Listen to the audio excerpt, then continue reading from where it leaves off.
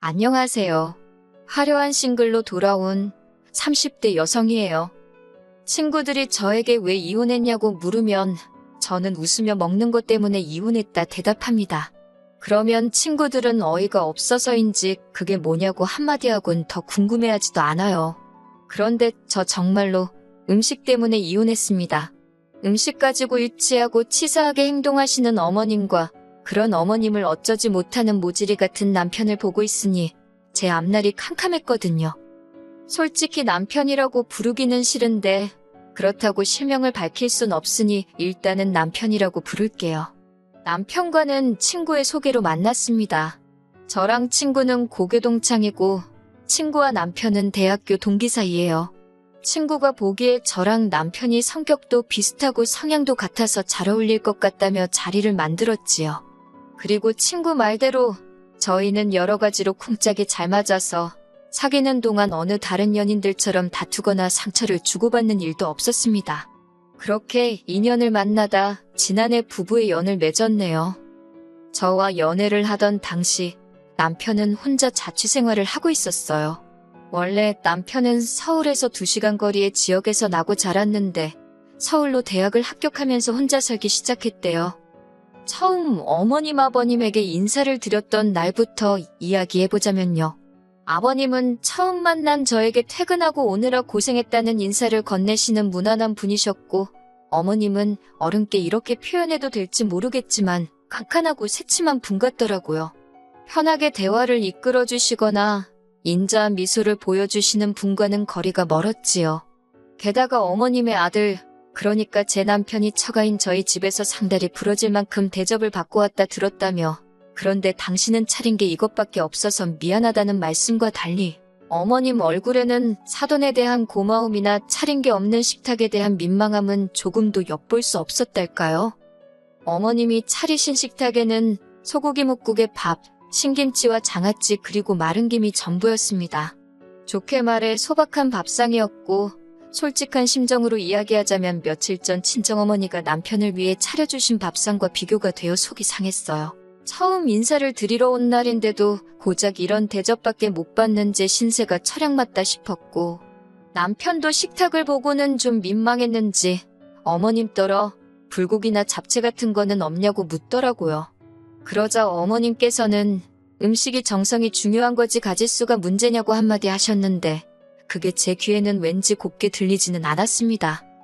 어머님이 직접 퍼주신 제 국그릇에는 소고기 묵국이라는 이름이 남사스러울 만큼 고기라곤 꼴랑 2점이 들어있는 게 전부였어요. 반면 남편의 국을 힐끔 보니 그냥 소고기국이라고 부르는 게 맞겠다 싶을 정도로 고기가 가득 차 있더라고요.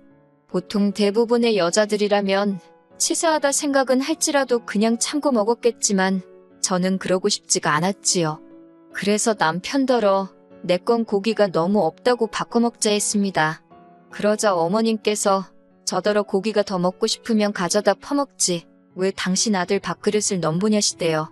그제서야 남편이 제 국그릇을 보더니 어머님더러 이게 뭐냐고 일부러 그런 거냐며 자기 딴에는 농담식으로 한마디 하더군요. 남편이 가끔 눈치가 없어서 불만이었는데 그날은 그 눈치 없음이 어찌나 반갑던지요. 그제서야 어머님은 남편에게서 제 국그릇을 낚아채듯 가져가시면서 고기에 더 퍼주면 될 것 아니냐 하셨어요. 하지만 이미 제 기분은 상할 대로 상한 상황이었고 그래서 밥이 입으로 들어가는지 코로 들어가는지 모르겠더라고요.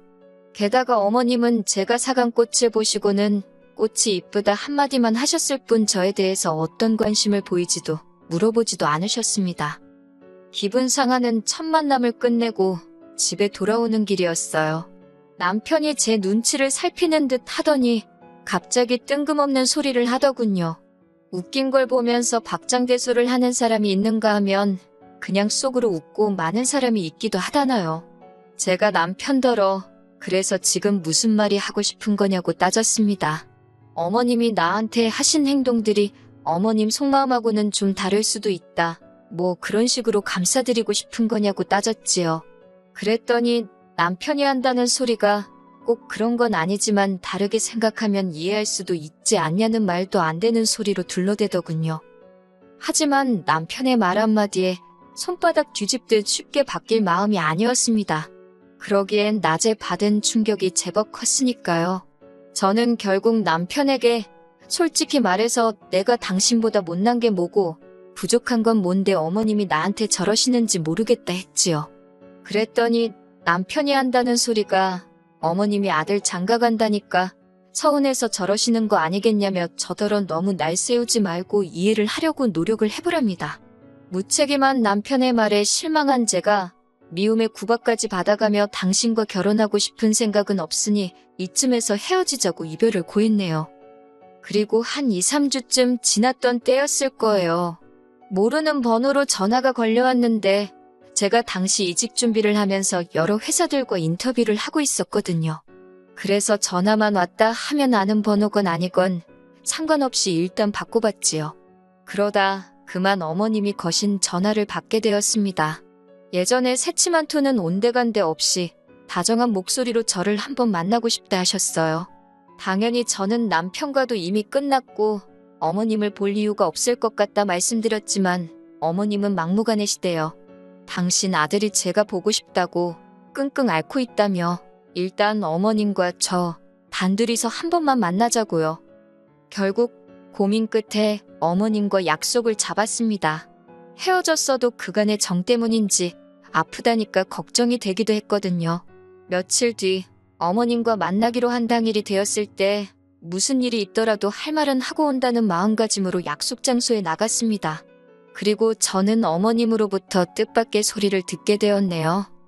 하시는 말씀이 당신이 그날 개인적으로 안 좋은 일도 있고 해서 뜻하지 않게 저에게 예민하게 행동하셨다고 미안하다셨어요. 솔직히 약간은 말도 안 되는 핑계다 싶기도 했는데 한편으론 어머님 연세에 당신의 실수를 인정하고 나아가 다른 사람에게 사과까지 한다는 게 쉬운 일은 아니잖아요. 아무튼 기대는커녕 생각지도 못한 어머님의 사과를 받고 나니 순간이었지만 어머님과 한결 마음이 가까워진 것도 같고 이후로 저는 남편에게도 사과를 받았고 얼마 지나지 않아 다시 어머님 아버님 댁에 정식으로 초대를 받아 가게 되었습니다. 그리고 그때는 첫 만남과 달리 외식을 하긴 했지만 어쨌든 저와 어머님 사이가 좋아지는 듯 했지요. 하지만 옛말에 집어릇 개주냐고 하잖아요. 정말 그 소리가 딱이었습니다. 어머님의 음식 차별은 제가 남편과 식을 올리고 얼마 지나지 않았을 무렵 다시 시작되었거든요. 신혼여행을 다녀온 뒤 시댁에 가게 되었습니다. 아버님은 첫 만남 때와 마찬가지로 여행 갔다 오고 피곤할 텐데 오느라 수고했다 하시더니 이후로는 TV만 보시대요. 남편 역시 자연스럽게 아버님 옆으로 가서 TV를 보기 시작했고 어머님이 저는 부엌으로 따라오라셨지요. 부엌에 들어가니 음식 준비는 거의 되어 있지 않았습니다. 어머님이 시키시는 대로 양파 다듬고 파 썰고 정신없이 식사를 준비했어요.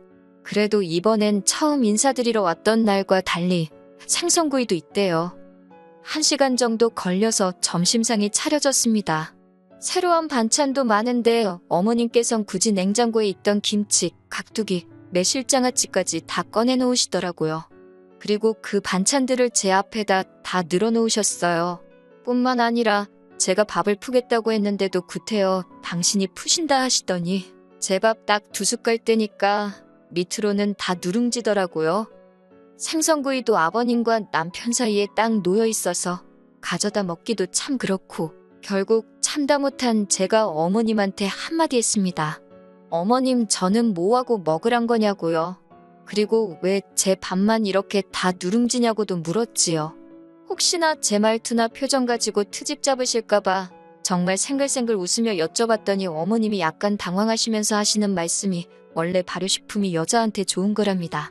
밥도 누룽지가 소화가 잘 되고 그런다고 다 여자한테 좋은 거래요. 그러면서 제가 생선 먹고 싶어 하는지 몰랐다며 한 토막 덜어주셨는데 그마저도 몸통이 아니라 꼬리 쪽이었더군요.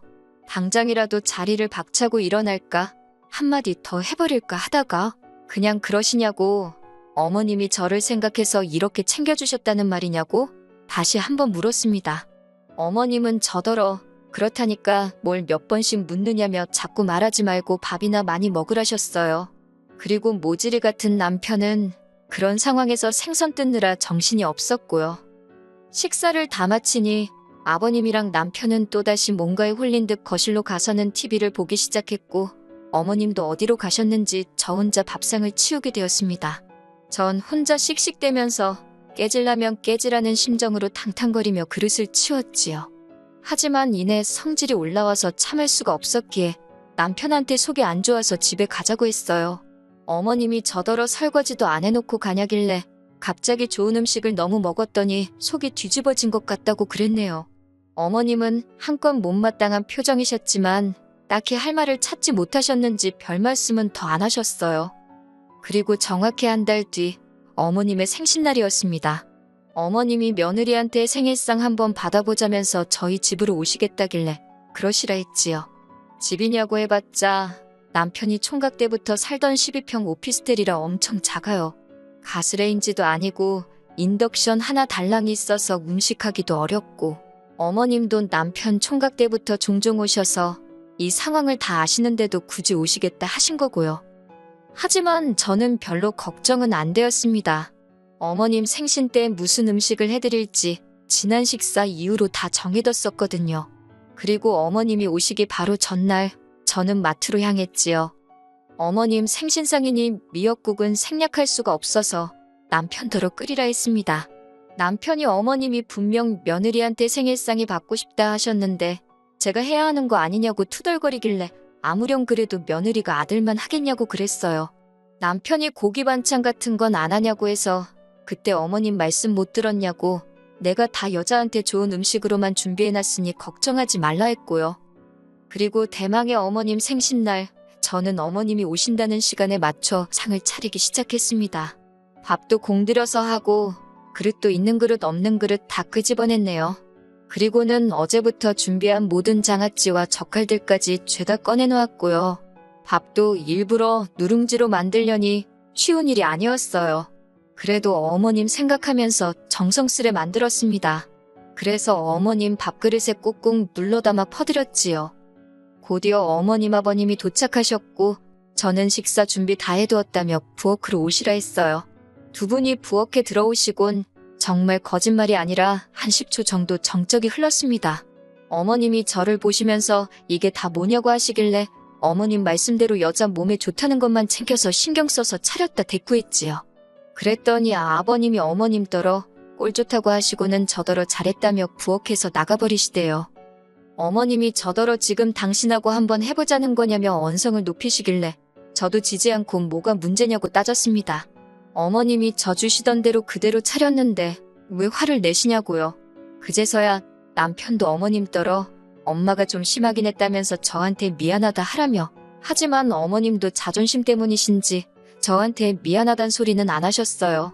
안 하셔서 얼마나 다행인지 만약에 어머님이 저한테 사과 비슷한 말이라도 하셨으면 제가 나쁜 X가 되잖아요. 저는 그 사과를 받을 생각이 전혀 없었으니까요. 저는 어머님더러 그럼 식사 맛있게 하시라고 저는 나가보겠다 했습니다. 남편이 같이 밥 안 먹고 어디 가냐고 하길래 친정에 간다고 했지요. 그러면서 오늘 이 식사가 어머님께 제가 차려드리는 처음이자 마지막 생신상이라고 건강히 오래오래 사시라 했네요. 제사상은 제가 못 차려드린다는 소리도 할까 하다가 그건 참았습니다. 황당해하는 어머님을 뒤로하고 남편에게도 어머님이 나를 어떻게 홀대하는지 잘 보지 않았냐며 난 이런 대우를 참아가면서까지 당신과는 살 생각이 없다 했지요. 짐이라고 해봤자 옷 몇 벌에 화장품 몇 개로 단촐했어요. 오피스텔이 작아서 친정에서 제 짐을 다 가져오지도 않은 상태였고요. 여러모로 헤어지기에 딱 좋은 시기였네요. 남편이 갑자기 이런 법이 어딨냐며 못 헤어진다고 저를 붙잡았고 어머님은 어머님대로 지금 이게 뭐하는 짓거리냐며 제 뒤통수에 대고 욕을 하셨습니다. 아버님은 달리하실 말이 없으셨는지 한숨을 쉬시다 어머님더러 적당히 좀 하지 유난 떨 때 알아봤다며 한마디 하시대요. 그런 아버님께 조금 감사한 마음도 들었지만 그렇다고 아버님을 믿고 살 수는 없는 일이었으니 결국 남편도 어머님 아버님도 모두 뒤로 한 채 그렇게 친정으로 돌아와 버렸습니다. 이후로 남편에게 돌려줄 돈은 돌려주고 일방적으로 저희 관계를 정리했어요. 혼인신고도 하기 전이었어서 서류상 저는 깔끔하긴 하지만 이미 형식적인 건 다 치룬 상황이었으니 사람들은 저를 이혼녀로 생각하겠지요. 속상하긴 하지만 그래도 참고 사는 것보단 차라리 이혼녀 딱지를 감수하는 게 낫겠다 싶어 내린 결론이니 후회는 없습니다. 소개팅을 주선했던 친구 말로는 남편이 저랑 헤어진 이후로 친구들도 안 만나고 집안에만 박혀 지낸다더군요. 심지어 출근도 안 하고 식사도 안 한다는 얘기가 있다며, 그리고 그 때문인지 한 달쯤 지났을 때 어머님께서 연락을 해오셨습니다. 당신이 너무 유치했다며 지금이라도 당신 아들을 위해서 우리 두 사람 해묵은 감정은 풀고 잘 지내보자대요. 하지만 이번엔 안 속는다고 막말로 남편이 또 생병을 앓든 단식 투쟁을 하다 굶어 죽든 관심 없다 했어요. 솔직히 누군가는 저더러 그까진 먹을 거가 뭐라고 이혼까지 했냐 할 수도 있겠지요. 하지만 직접 겪어보기 전엔 그 더럽고 치사한 기분 절대 모를 거예요. 전 이제 그만 가서 맛있는 점심이나 차려 먹어야겠어요. 여러분도 모두 맛있는 식사하세요.